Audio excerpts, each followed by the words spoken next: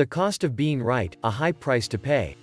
One of the highest prices we pay in life is the cost of being right. Some of us will sacrifice almost anything just in order to be the last one standing. A person who had been surrounded by their peers now sits alone, safe in the knowledge that he or she is right in their viewpoint even though they have alienated everyone around them. The ego is a mighty powerful entity left unchecked. Have you ever attempted to reason with a child who knows everything? It's their way or no way at all. They simply cannot understand the concept of another person's point of view. Children go through a stage where they are extremely self-absorbed. Everything is mine and they will not share. The world revolves around their desires and needs. This is a normal stage of childhood where the child is asserting their individuality and independence. The problem arises when the behavior is carried over into adulthood. People who need to be right have little patience for others. They perceive their ideas as the right way to do things and their viewpoints as the right way to think. A differing opinion is a direct affront to their sense of well-being and they become extremely aggressive in their defense of themselves. They tend to alienate others due to their insistence on being right. The importance of the issue in question doesn't seem to have any relevance. A simple trip to the store can end in disaster. Anger and a lack of empathy seem to be the rule of thumb. People are different. We each have a totally unique set of DNA that will never be replicated short of cloning. I do not think the same as you do and vice versa. Our brains are wired differently. What seems totally natural and easy for me to do may be close to impossible for you. Oftentimes we get caught in the thought pattern, if I can see this so clearly, why in the world can't you? If I can perform this task, why can't you? But the reality is that just because I can do something does not mean that you can. Nor does it make me better or right. Just different. What is right and wrong? I bake a cake a certain way and I determine that it is the right way to bake a cake. Yet my next door neighbor uses an entirely different method and guess what? Her cake is just as good. Short of a cake being inedible, there is no right or wrong, just different ways of baking the cake. Some ways may be more efficient, true. But not necessarily the only way of doing it. Webster's dictionary states the following as a definition of the word right: conforming to facts or truth, most favorable or desired. Can someone's opinion or idea be right because it is considered as conforming to the truth or a fact? By the way, whose truth? Or better yet, two viewpoints can each conform to the truth, so which one is more right? Can someone's stand on a subject be the most favorable or desired? That is highly relative, and I think that is the point. It's all relative. Having to be right seems to be more akin to the definition of self-righteous, which Webster's defines as convinced of one's own righteousness, being right, especially in contrast with the actions and beliefs of others, narrow-mindedly moralistic. Aha! Now we are getting closer. Someone who needs to be right would seem to be self-righteous, i.e., someone who feels that their way of seeing and doing things is superior to that of others. This brings to mind the religious zealots who believe that their way of worshipping GD is the only true way and that anyone who does not hold to their dogma is not only a non-believer but also an infidel. They have the deep need to convert the non-believer, believing that unless you hold to my way of thinking, you will be condemned to hell.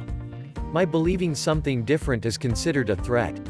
This of course is an extreme case of, but it certainly reveals the nature of being right. What also pops up for me on the subject of being right is what often happens in a divorce. We all have stories of an acrimonious divorce where two people spend insane amounts of money to argue about trivialities just to get even and be in the right. The antagonists will pay their lawyers thousands of dollars in a fight over a living room chair just for the sake of besting the other person. Once again, it shows the price people are willing to pay in support of their ego. Why the intense need to be right? Myriad reasons come to mind: self-esteem issues, low self-confidence, the past running the present, remnants of childhood adaptations, egocentric behavior, the list goes on and on. I am of the opinion that it isn't so much the reasons, although it is important to understand why we do certain things, behind why we need to be right, rather the self-knowledge that we are indeed involved in this kind of self-destructive behavior. We must first become aware of our need to be right and then examine the costs involved in our behavior. What are the costs of being right? We come across as a know-it-all, which alienates people. We are unyielding and do not work well with others, so we have a tendency not to be part of the team or community. We isolate ourselves. We turn away connectedness and love. We become an island unto ourselves.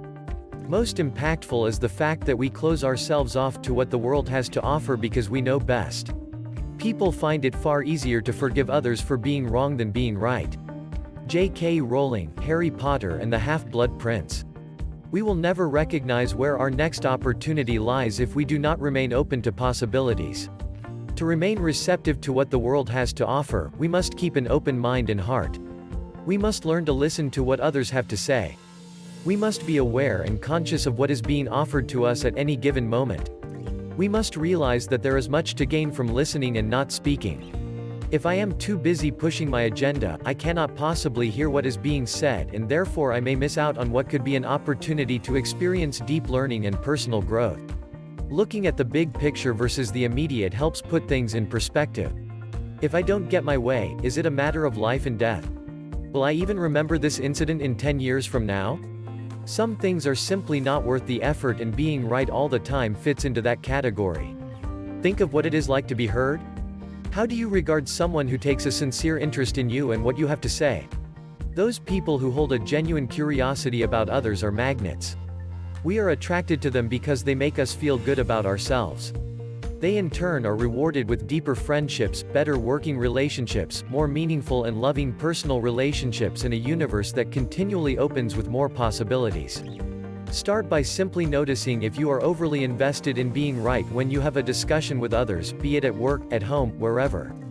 Just notice how you are being and perhaps why. In the noticing, you will become very aware of how you interact with others. Imagine being in their shoes and seeing through their eyes. What do you look like from their viewpoint? Is it a picture you like? If not, how could you do things differently? As you notice and do things differently, you may start to see dramatic changes. Or the changes may be subtler. As you do things differently, people will start to react differently. Your world will open up. You will start feeling more connected. You will learn new things that had remained closed off to you before. New possibilities for a life that is more meaningful and fulfilling will appear. Being righteous and being self-righteous are at the opposite ends of the spectrum. It's the difference between people who are full of themselves versus people who do the right thing. Who do you choose? How do you want to be perceived? A life well lived is a life where being right is not the be-all end-all. The be-all end-all is a life well lived. Luckily, as human beings we were given free will and the ability to choose for ourselves. It all comes down to choice.